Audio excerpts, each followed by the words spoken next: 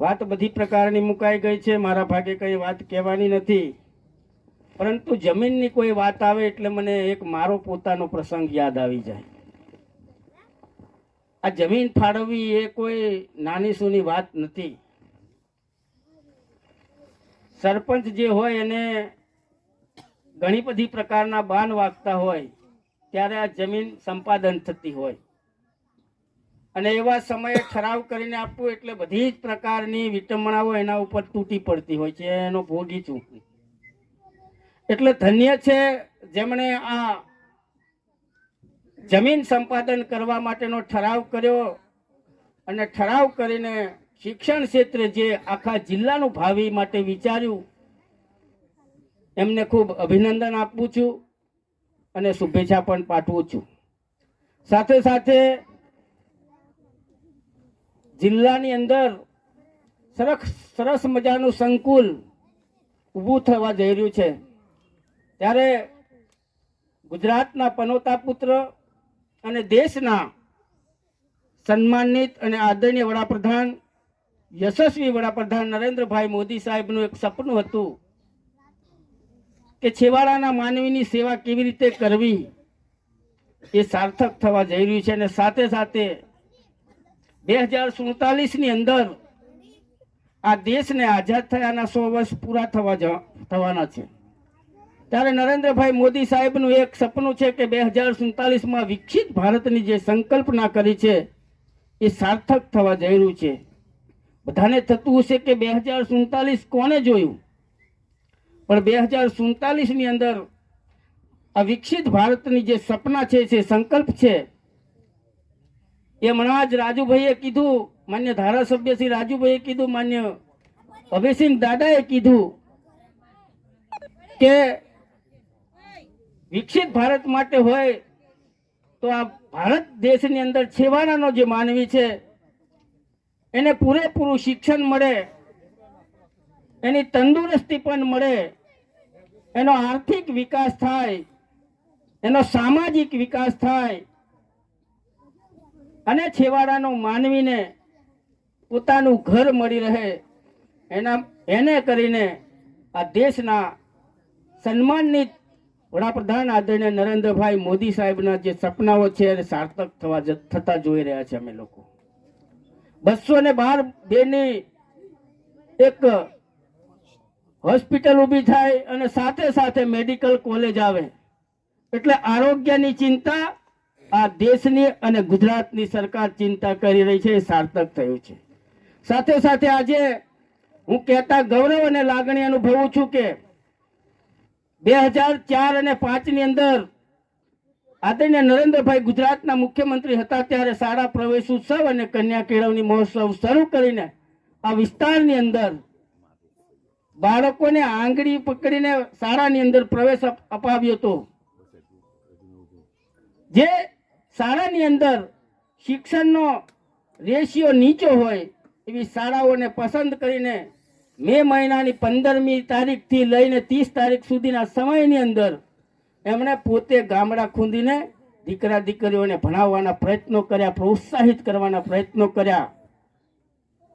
ત્યારે શિક્ષણનું પ્રમાણ આ વિસ્તારની અંદર ઊંચું આવવા લાગ્યું, અને એમને એનાથી સંતોષ ન થયો, એટલે આવા છેવાડાના જિલ્લાની અંદર તાલીમ ભવન ઊભું કરીને પણ આ વિસ્તારને શિક્ષણની સુવિધા આપવાનું કામ કોઈ કર્યું હોય તો નરેન્દ્રભાઈ મોદી સાહેબે કર્યું. અભિનંદન આપું છું નરેન્દ્રભાઈ મોદી સાહેબને કે આપ અમારા વિસ્તારની ચિંતા કરી, આરોગ્યની ચિંતા કરી, શિક્ષણની ચિંતા કરી, અને જે લોકો છેવાડાની અંદર રહે છે, જેને ઘર નથી, એવા લોકોને પણ આવાસ આપવાની ચિંતા કરી, એટલે સર્વાંગી વિકાસ તરફ દોડી રહ્યા છે. સાથે સાથે રોડ રસ્તાઓની વાત કરીએ, લાણી બધી ગુજરાત સરકારે લાણી કરી છે. કરોડો રૂપિયાની અંદર આ વિસ્તારની અંદર વિકાસ થયેલો છે. પાણીની સગવડો ઊભી થાય, સિંચાઈની સગવડો ઊભી થાય.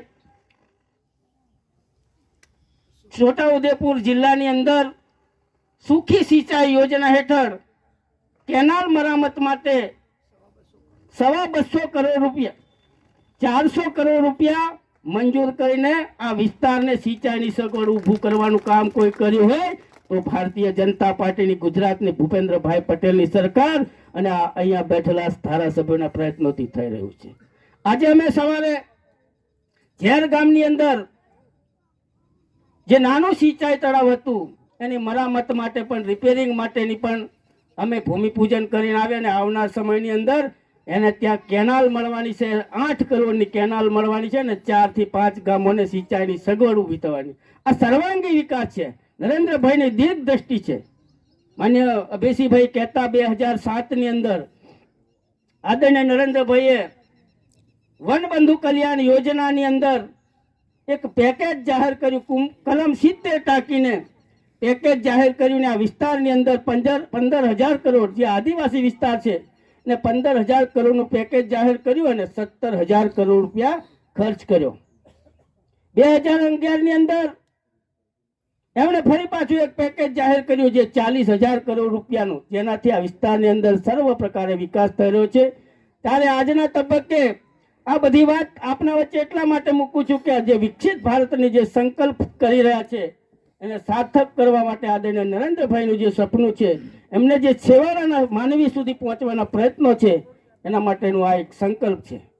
મિત્રો, અભિનંદન આપું ભારતીય જનતા પાર્ટીની ગુજરાતની અને કેન્દ્રની સરકારને, ભૂપેન્દ્રભાઈ પટેલની સરકારને અને નરેન્દ્રભાઈ મોદી સાહેબની સરકારને અભિનંદન આપું ને આભાર માનું કે અમે આપ અમારા છેવાડાના માનવીની, છેવાડાના જિલ્લાની ચિંતા કરો છો, આદિવાસીઓની ચિંતા કરો છો. ઘણા લોકો આજુબાજુના મિત્રો અહીંયા ઘણી વાતો કહેવા આવે છે. અહીંયા હમણાં સરપંચ હતા, એમની ગ્રામ પંચાયતમાં વિકાસ કરવો હોય તો એ પોતાને સરપંચ તરીકે પોતાની ગ્રામ પંચાયતમાં જ કરી શકે. અલી ખેરવાના પંચાયતના સરપંચ ત્યાં ઢોકલિયા જઈને કશું ના કરી શકે. એમ બાજુના મિત્રો જે વાત કરવા આવે છે એ ગુમરાહ કરવાની વાત કરવામાં આવે છે અને આખરે તો એ જે વાત છે એનું કોઈ લેટર લખવાનું હોય તો સ્થાનિક ધારાસભ્યને આદરણીય મુખ્યમંત્રીશ્રી બોલાવીને પૂછતા હોય છે. એટલે જે કંઈક વિકાસની વાતો હોય એ પોતાના વિસ્તારની વાતો પોતાના વિસ્તારનો ધારાસભ્ય મૂકી શકે છે. જેમ સરપંચ પોતાના ગામનો વિકાસ કરવામાં એની સીમા બંધાયેલી છે, તેમ કેટલાક લોકો જે બહારના મિત્રો આવીને વાત કરે છે અહીંયા બધી પ્રકારની એ ખોટી અફવાઓ ફેલાવીને અહીંયા ગુમરાહ કરવાની વાત કરે છે. અને મારે એમને એક વાત કહેવી છે કે અગર એટલી બધી તમને ચિંતા થતી હોત, શિક્ષણની ચિંતા હોય, વિકાસની ચિંતા હોય, તો અમારા છોટા ઉદેપુરની અંદર 15 કરોડનું જે તાલીમ ભવન બન્યું છે તાય કેમ નથી બનાવતા? તમે બનાવો ને. પણ સરકાર અમારી છે, ભારતીય જનતા પાર્ટીની છે, સરકાર ભૂપેન્દ્રભાઈની છે, એટલે અહીંના ધારાસભ્યો રાજેન્દ્રભાઈ રાઠવા હોય, અભયસિંહભાઈ તડવી હોય, જયંતિભાઈ રાઠવા હોય, એ કહેશે એ પ્રમાણે કામ થવાનું છે. મિત્રો, એટલે આપ સૌને મેં આ વાત એટલા માટે મૂકું છું કે આપ સૌ પણ કેટલીક વાતો જાણતા હોવા જોઈએ. આજના તબક્કે આ ગામના લોકોને, તમને કેટલાકને એવું થતું છે કે આ તાલીમ ભવન તો આખા જિલ્લાનું, એનાથી શું અસર થશે, ગામના લોકોને શું ફાયદો થશે? પણ એની પણ થોડી નાની વાત આપી દઉં કે હમણાં માન્ય સરપંચ શ્રી કહેતા કે અમારે રસ્તાની જરૂર છે, પણ જ્યાં માં સરસ્વતી જતી હોય ત્યાં માં લક્ષ્મી પણ જાય, અને માં લક્ષ્મી જાય ત્યાં વિષ્ણુને પણ જવું પડે અને ભગવાનને પણ જવું પડે, ભોલેનાથને પણ જવું પડે. એટલે બધી જ બાબતના રસ્તા મોકળા થઈ જશે. અહીંયા માં સરસ્વતી બિરાજમાન થવાની છે. અને અભિનંદન આપું છું આ આજુબાજુ ગામના લોકોને કે તમે કોઈ બલ્બ સળગ્યો હોય તો માત્ર એ બલ્બ સળગ્યો એટલું અજવાળું નથી હોતું. આજુબાજુ અનેક મીટરો સુધી, અનેક કિલોમીટરો સુધી એનું અજવાળું બલ્બનું જતું હોય છે. એ બલ્બનો પ્રકાશ તમને પણ મળવાનો છે. તમને બધાને થતું છે કે અમને શું ફાયદો? તો કે અહીંયા જે તાલીમ મળવાની છે એ તાલીમ જોઈને આજુબાજુના કેટલાક નાના વિદ્યાર્થીઓને એવું થશે કે હું પણ ભણવા જાઉં, મારે પણ સારું શિક્ષણ મેળવવું છે, મારે પણ શિક્ષક થવું છે, મારે પણ ડૉક્ટર થવું છે, મારે પણ એન્જિનિયર થવું છે. આ પ્રકારની હૂફ અહીંયાથી મળવાની છે. એટલા માટે અભિનંદન આપું છું. આજના તબક્કે અમને આયોજકે બોલાવ્યા, અમારું માન સન્માન આપ્યું, અમને 2 બોલ બોલવાની તક આપી અને આવો એક સોનેરી અવસર, ઐતિહાસિક અવસરની અંદર સહભાગી થવાનો એક તક આપી તે બદલ આભાર માનું છું.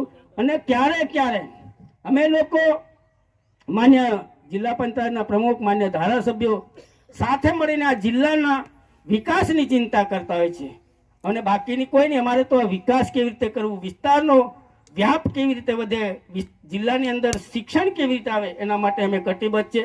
ક્યારેક આપણે પણ ચિંતન શિબિર કરીને આગળ વધીશું, સૌ સાથે મળીને આગળ વધીશું. વંદે માતરમ, ભારત માતા કી જય, જય જય ગરીબ. છોટાઉદેપુર સહિત રાજ્ય, દેશ અને દુનિયાના સમાચાર જોવા માટે સબસ્ક્રાઇબ કરો તીર સમાચાર અને બેલ આઇકોન જરૂર દબાવો.